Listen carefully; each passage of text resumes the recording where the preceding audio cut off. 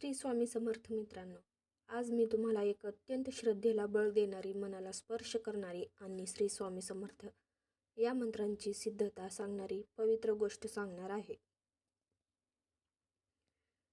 ही गोष्ट आहे हा मंत्र कसा स्फुरला आणि तो शास्त्रशुद्ध, स्वयंभू व सिद्ध मंत्र कसा ठरला याची.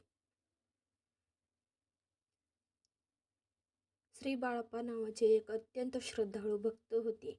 त्यांचे संपूर्ण आयुष्य देवभक्ती, प्रामाणिकपणा आणि साधेपणाने भरलेले होते. पण त्यांच्या आयुष्यात एक मोठे दुःख आले. त्यांना सतत तीव्र पोटदुखीचा त्रास होत होता. हा त्रास रात्रंदिवस वाढत चालला होता. अनेक वैद्यकीय उपचार झाले, औषधे घेतली, पण काहीही फरक पडत नव्हता. नंतर असे समजले की त्यांच्या नाभिस्थानात विषाची एक छोटीशी पुडी अडकलेली आहे. ही पुडी साध्या उपायांनी नाही बाहेर येणे शक्य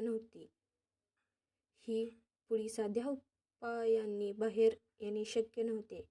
तेव्हा दैवी संकेतानुसार असे सांगण्यात आले की 1.25 लाख जप केल्यावरच ही विषाची पुडी आपोआप बाहेर येईल. पण इथेच एक मोठा प्रश्न उभा राहिला.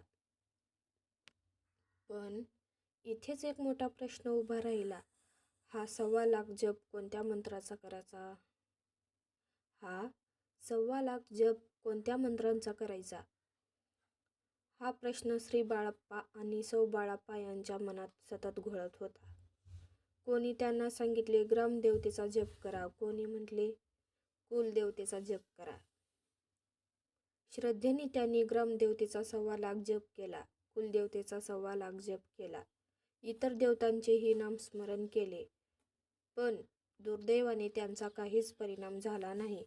पोटदुखी तशीच होती, वेदना कमी होत नव्हत्या आणि मन हळूहळू निराश होत चालले होते.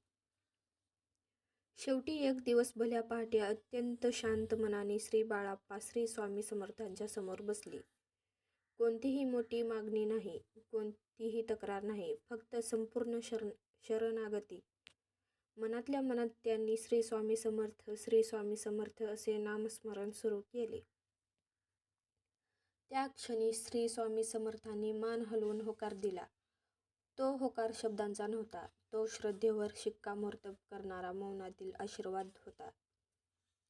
त्यानंतर त्यांना अंतःस्फुरणातून असा आदेश मिळाला, एकांतामध्ये काळ्या मारुतीच्या गुहेत जा आणि तिथे पूर्ण श्रद्धेने सलग 1.25 लाख जप कर. तू आपोआप बरा होशील. श्री बाळप्पांनी क्षणाचाही विलंब केला नाही. त्यांनी स्वामींचा आदेश शिरसावंद मानला. त्या कलकत्त्यातील हापकड्याच्या मारुती मंदिराच्या गुहेत गेले. त्या गुहेत एकांत होता, शांतता होती आणि फक्त स्वामींचंच नामस्मरण होतं.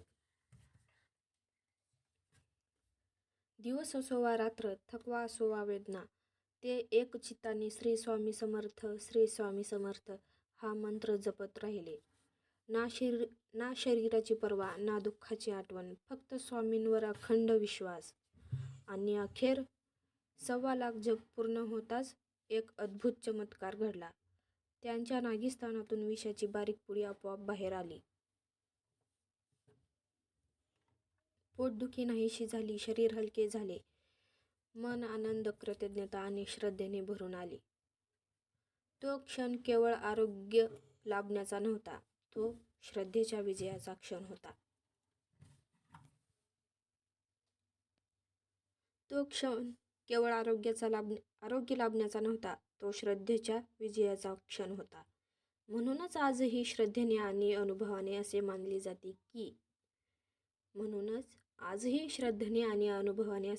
जाते की श्री स्वामी समर्थ हा मंत्र फक्त शब्दांचा नाही.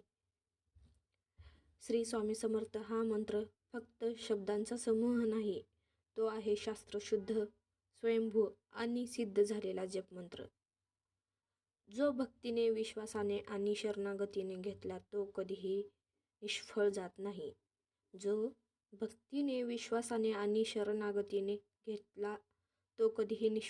नाही.